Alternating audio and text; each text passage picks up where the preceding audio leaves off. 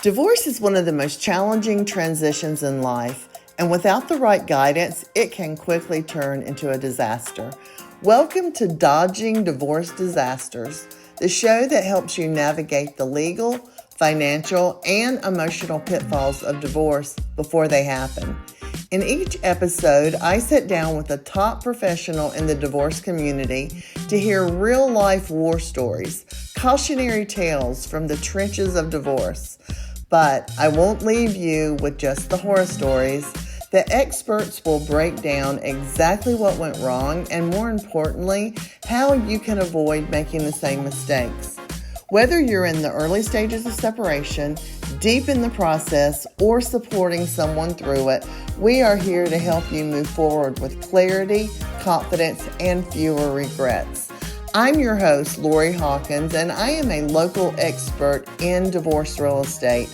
I am so excited to be sharing these incredible professionals with you. Let's dive in. I am so excited today to have Suzanne Cavanaugh in the house with me. I am so excited. Thank you so much for being here. Absolutely, Lori. It is my pleasure to be here today and to chat about all things that are, divorce related. I know. And I'm excited because you have a specialty on top of being one of the best attorneys that is out there. So I'm excited to really dive into all this. But before we get started, just kind of tell our listeners, the name of the company that you work for or your partner with. Sure. And, where maybe what counties even that you do so that they know if you're a good fit for them. Absolutely. So my firm is Cavanaugh Hamrick McCarthy. It is me and two of my very good friends are the partners here. We're a small law firm. So aside from the three of us, we have one associate and a paralegal, and we have summer interns right now, which is very fun. We practice exclusively family law, and our office is located in South Park in Charlotte, North Carolina. We cover kind of Charlotte and the surrounding counties. We do not go down into South Carolina, but we are Union, Mecklenburg, Cabarrus, Iredell, Rowan if we have to, Gaston, primarily Mecklenburg, but happy to go to all of those places. I actually live in Union County, so that's quite a nice spot for me. We opened our firm last year at the beginning of the year, but the three of us partners had been practicing together for about 5 years. So Good. knit and very close. We work very collaboratively with each other.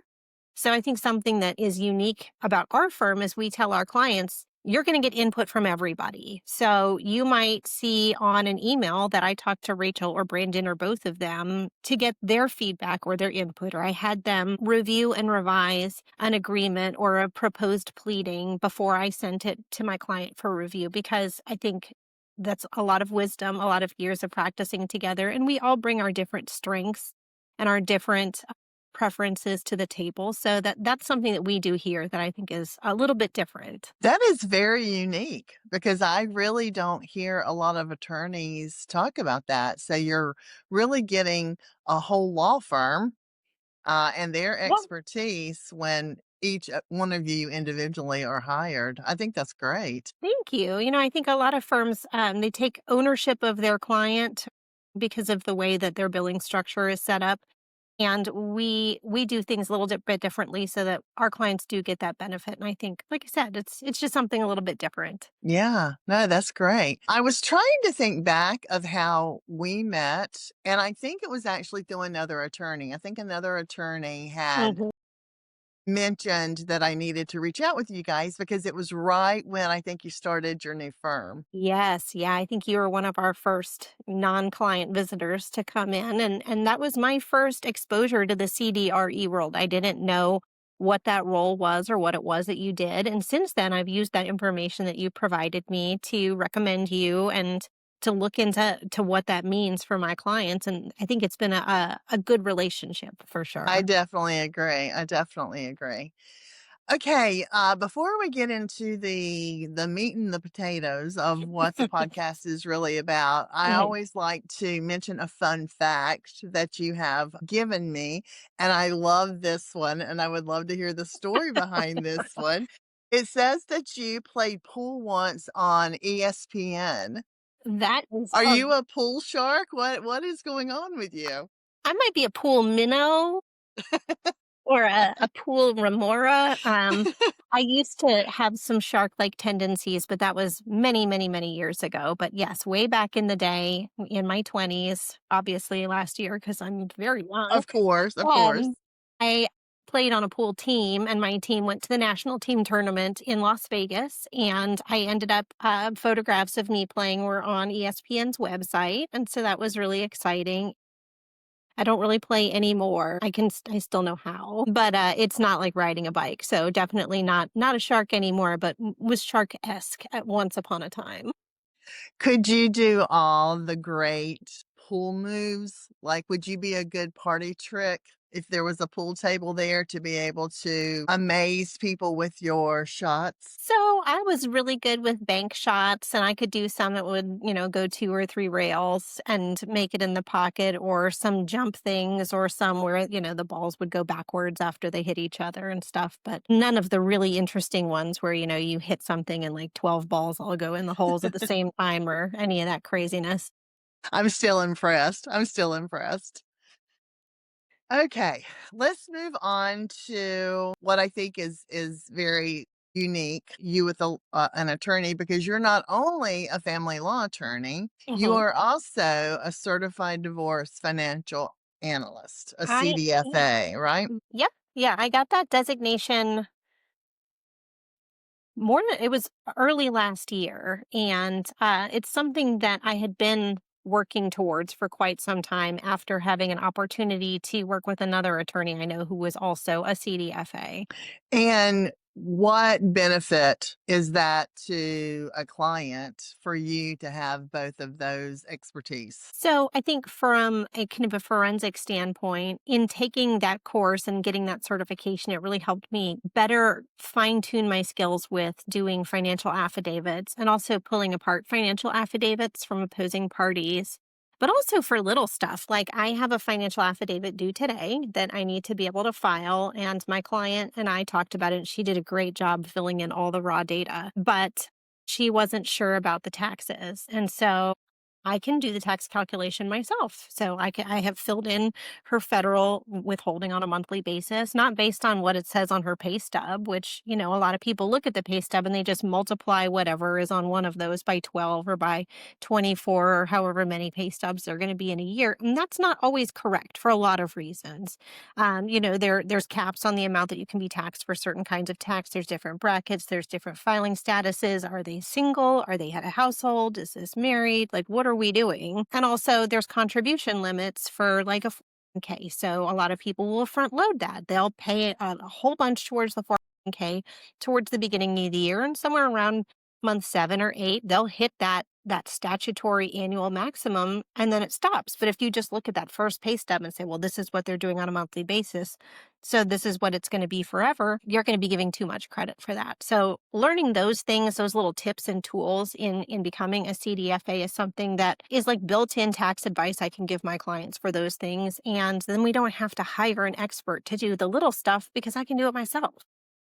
And it saves time because, I mean, you get to do it on your own schedule. So if Mhm. you're in the middle of a divorce proceeding or getting ready or whatever, and you Mhm. need to have that expertise, the financial expertise, you don't have to wait on the CDFA, the outside No. CDFA's time to be able to work you in. You can just charge right through it and be able to do what you need to do and, get your client on its way with that information. Yeah, I know it definitely came up in cross examination in a case that I had last year where the opposing party had put their 401k contribution on a monthly basis at something that would have, if you multiplied it by 12, been beyond that maximum.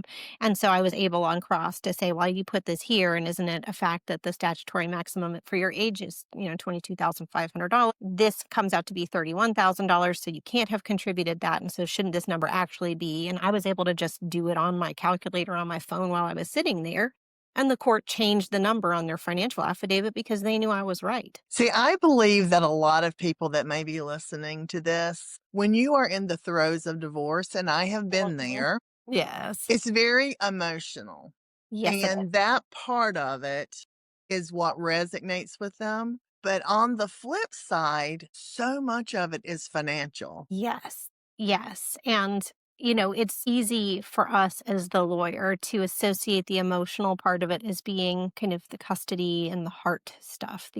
My feelings are hurt, or there was an affair, or now I don't get to see my little boy every day because I have to split time with this other person in another house. And it's easy for us to say, well, the rest of it's just math. But the math is also emotional, because when you're talking about dividing up finances or talking about people's income and how much they might have to pay the other person, you're affecting their financial security and what their financial future is going to look like. And so, like I said, it's easy for us to think, well, that's just math. This isn't emotional, but the whole thing is emotional. That's correct. I even find that in the real estate side, Mhm. especially in the real estate side, Yeah. because the home is very emotionally attached to people, the Mhm. memories where they've raised their children, Mhm. the whole 9 yards, the hopes and dreams of the future.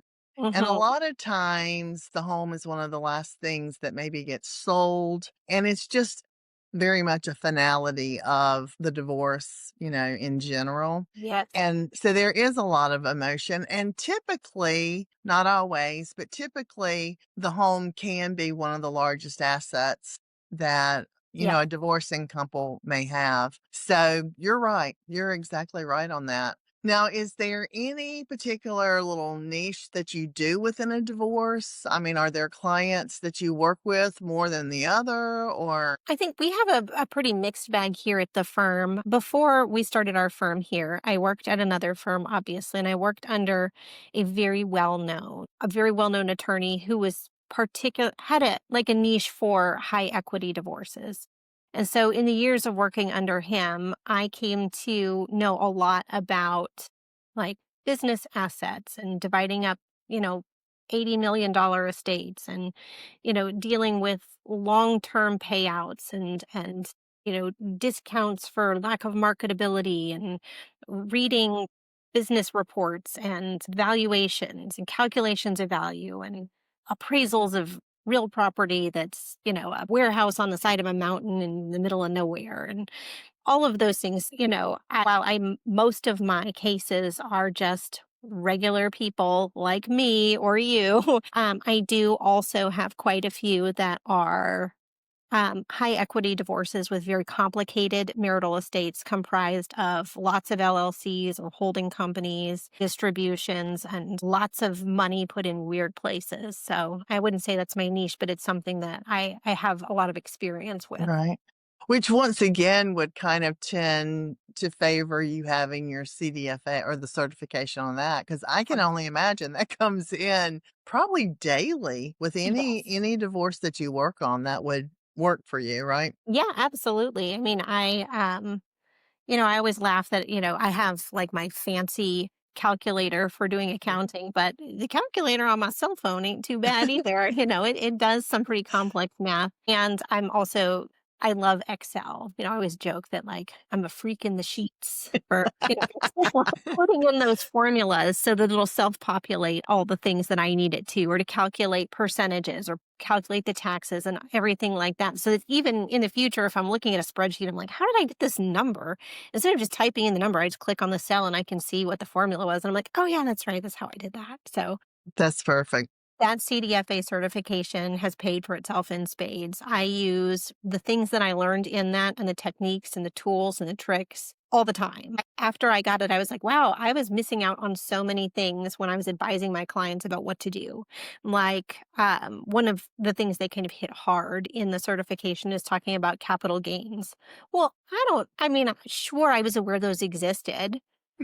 And sure, like, I knew that that might be a thing that somebody's gonna have to deal with down the line, but it's something I take a lot more into consideration when I'm advising my clients about what to do. Like, sure, if you wanna keep this house, which I think is not smart in this case because you're not getting anything liquid, you're just getting a house and he's getting all this other stuff. If your idea is you're gonna wait 3 years for your kids to graduate from high school and then you're gonna sell it, this is what your capital gain is going to look like. And so we need to take that into consideration today about whether you're giving yourself a good deal, or if there's something better that we should do, or a different way that we should structure this. I totally agree. I think that is amazing.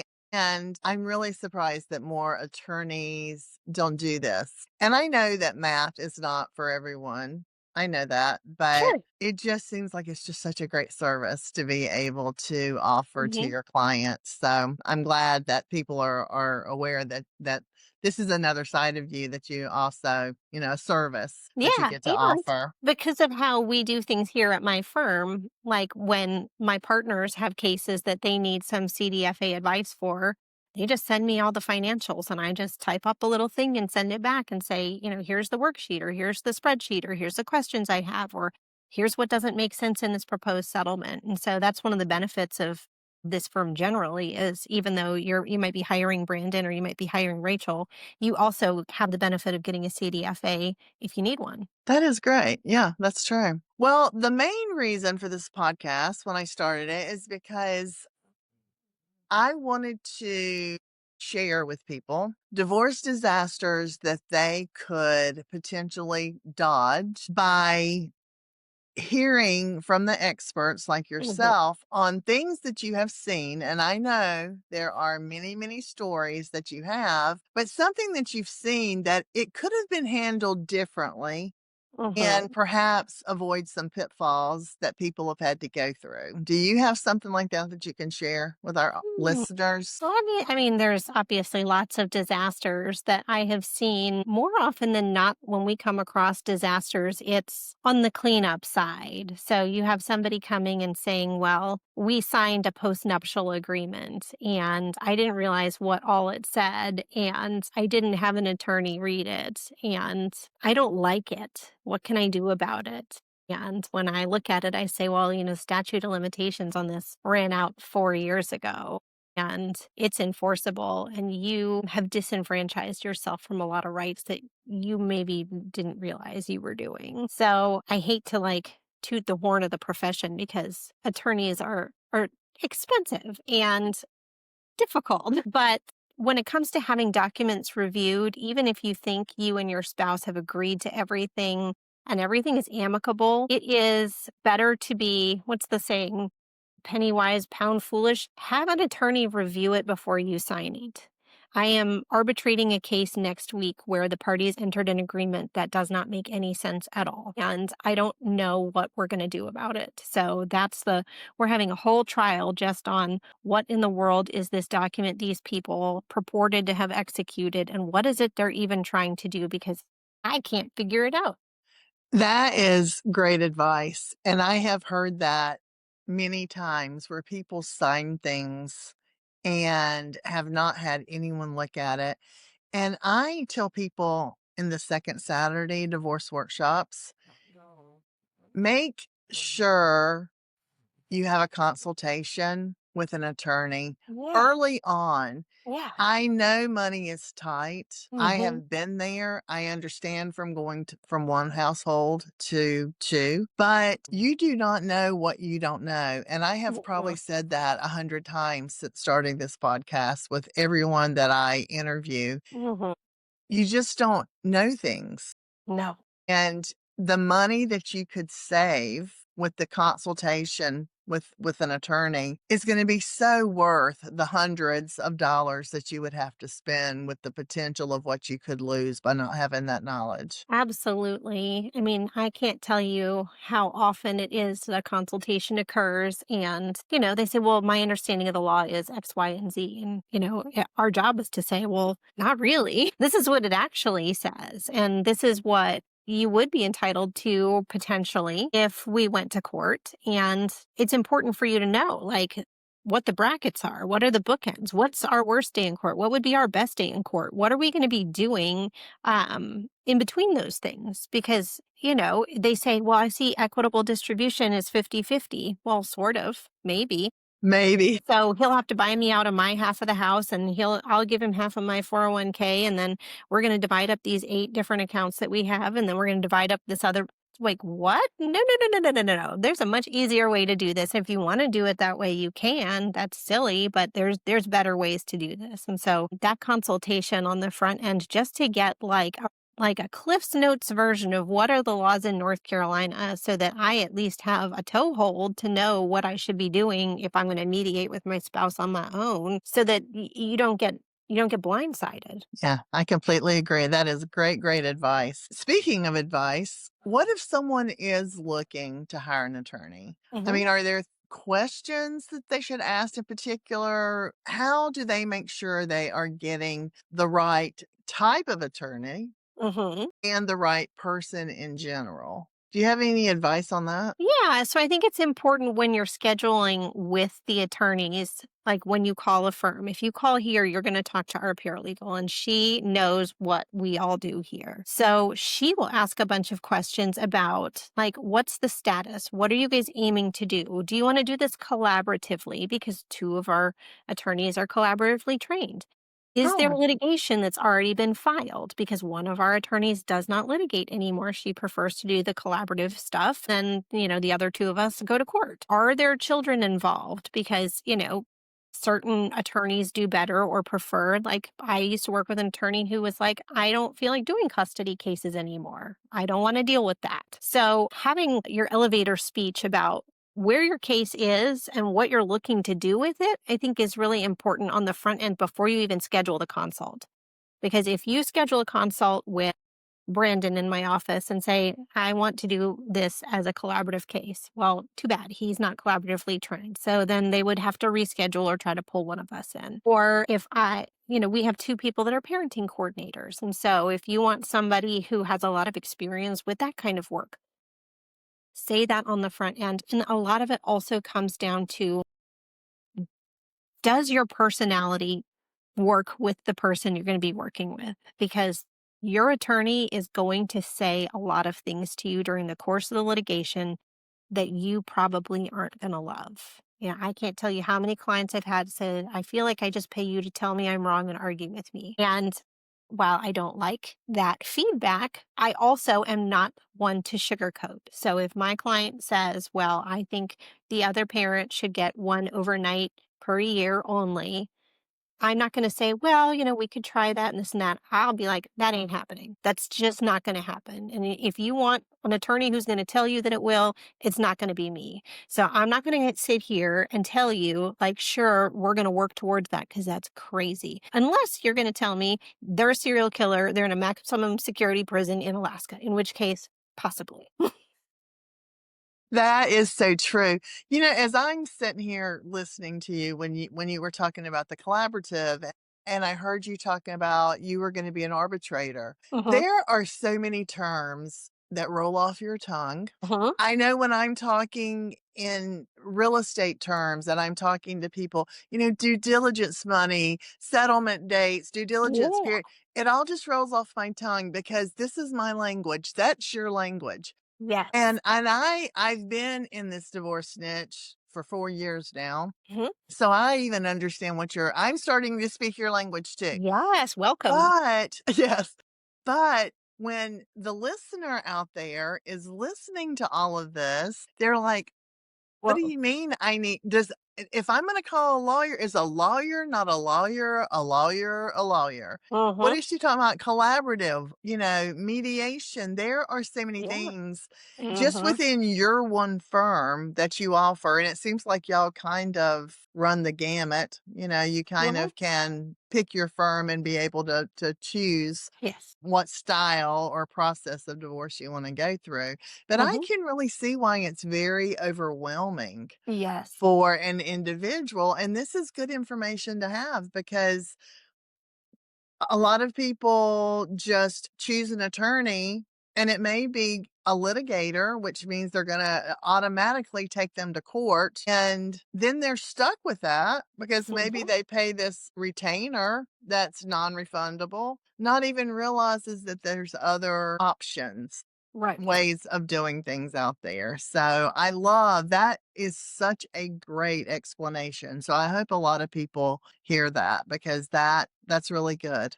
That's really Yeah. good. Well, let's say that somebody would choose you Mhm. for as their attorney. What if somebody came in for a consultation? Let's just say they came in for a consultation. Mhm. What advice would you give them if they're thinking about moving out? If they're thinking about starting the process, is there Mhm. any practical advice that somebody could take away? That's gonna be really specific to the case. Okay. It's gonna part of it, you hit a nail on the head earlier when you said for a lot of cases, the marital residence is the biggest asset. And so we're thinking about obviously whoever moves out, that doesn't necessarily mean they're not gonna get the house in the divorce, but you start setting up the optics that perhaps that's what's gonna happen, and you might set up that expectation. There's also, is this a custody case? And if so, what's the custody going to look like? Does one parent, are they going to be the parent who is probably going to have more custody? Is it better for them to stay in the house temporarily, at least with the kids, to maintain kind of a less, Well, sea change mm, of a situation for the kids? Or, there's just a lot of considerations. And to me, it's not one size fits all. Um, I'm going to give the same advice I already gave, which is if you're thinking about starting the process and moving out, talk to a lawyer first, because they'll be able to match your facts and your circumstances with the law to give you the best advice of that's not a great idea, or maybe we should file something first, or why don't we reach out and try to come up with a situation for them to move out if we want to start this process. And yeah. then there's, obviously other considerations. If you move out, can you afford to move out? Or if you stay in the house, can you afford to stay in the house? It would make a lot of sense to talk to a lawyer before you moved out, unless there's some really explosive emergency situation that would necessitate that you can't. Just to know what your rights are and to based upon what is going on in your life, if that's going to have an impact or none at all on the upcoming litigation or separation process. That's great advice. It's advice worth repeating. So Yeah. I agree. Well, is there anything that we didn't cover that you think our listeners may need to know, or anything that you would like to add that we didn't cover? I don't know that there's anything that is earth-shattering, that Okay. I'll have to add. I think this was good conversation and hopefully provided some good information for people who are, thinking about or in the middle of divorce. But yeah, if I have one piece of advice when you're picking out your lawyer, make sure that you like their personality, because you're going to be dealing with them possibly for a while. So Right. I'm not everybody's piece of cake, as crazy as that might seem.